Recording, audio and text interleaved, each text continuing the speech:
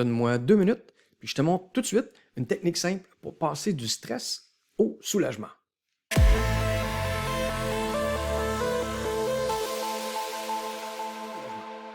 Première étape. Pense à une situation désagréable présentement dans ta vie. Je sais pas moi, n'importe quoi, une dispute, un collègue désagréable, des problèmes financiers, une perte d'emploi, peu importe. Cette situation-là, probablement, certainement, te fait vivre du stress. Puis, c'est normal. Cette situation-là désagréable est là pour te faire souhaiter mieux. OK? Donc, complète la phrase suivante. Cette situation désagréable-là me fait souhaiter, et écris ce que ça te fait souhaiter, cette situation-là. Par exemple, perdre mon emploi me fait souhaiter en retrouver un autre, ou démarrer ma propre entreprise, ou retourner aux études pour me former dans quelque chose qui me passionne.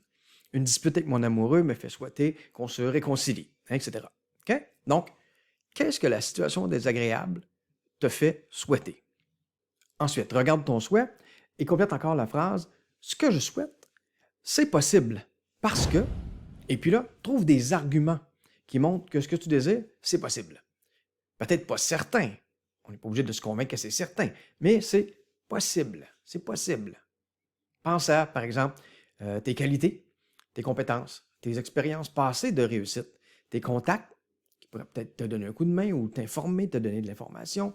Pense à des personnes qui peuvent te conseiller, t'aider, te soutenir. Pense même à Google qui peut t'aider à trouver des solutions. Tape simplement, fais le test. Tape simplement comment et ensuite écris ce que tu souhaites. Comme par exemple, comment trouver un emploi rapidement, comment se réconcilier d'une dispute avec son amoureux, comment trouver une amoureuse, comment trouver un amoureux, etc. Et puis si tu fais ça, tu vas voir que Google va te lister plein de sites possibles où tu pourras trouver plusieurs actions à faire pour transformer ce que tu désires, ton souhait, en réalité. Et puis là, réalise ceci. Dès que tu crois que ce que tu désires, ce que tu souhaites, c'est possible, tu viens de changer ton stress en espoir. Cool. Tu n'as pas encore trouvé de solution encore, mais tu penses que ce que tu désires, c'est possible, tu vas juste penser que c'est possible, puis tu viens de changer une émotion négative en espoir. C'est un méga pouvoir. Voici quelques exemples de transformation possibles grâce à cette seule technique-là d'identifier ce que tu n'aimes pas, de te demander ce que tu souhaites, ce que cette situation-là désagréable te fait souhaiter, et de trouver des arguments pour te convaincre que c'est peut-être possible ce que tu souhaites.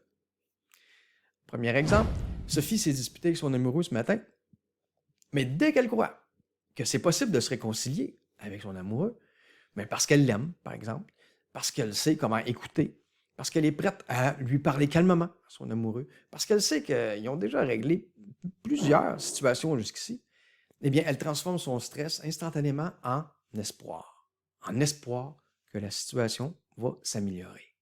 Et cet espoir-là l'aide à aborder d'une meilleure façon son amoureux, puis facilite leur réconciliation.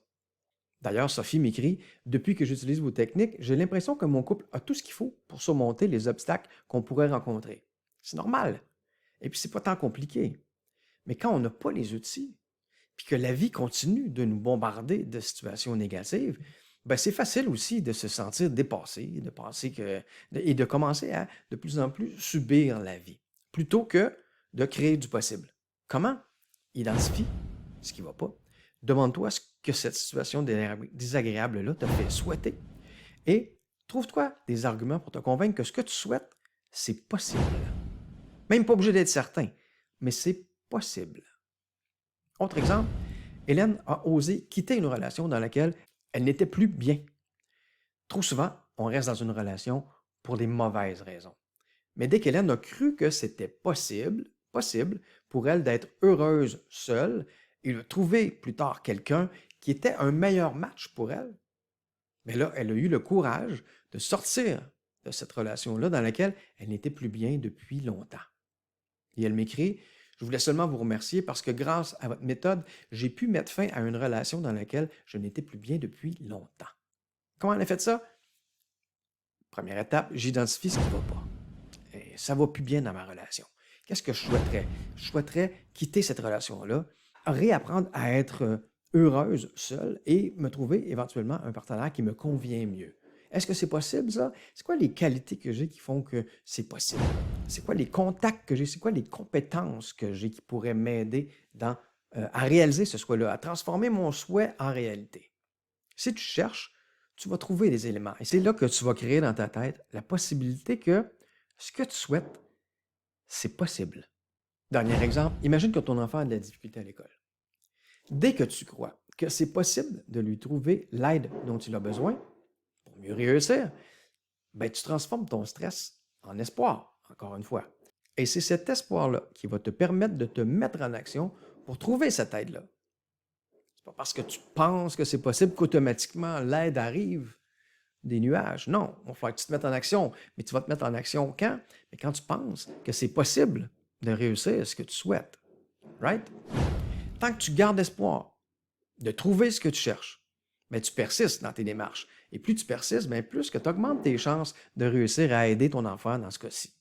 D'ailleurs, la dame m'écrit: Merci encore à vous, vous m'avez vraiment aidé. Je continue à relire et à travailler avec vos cours. Vous me donnez des forces, du courage et de l'expérience que je manque encore.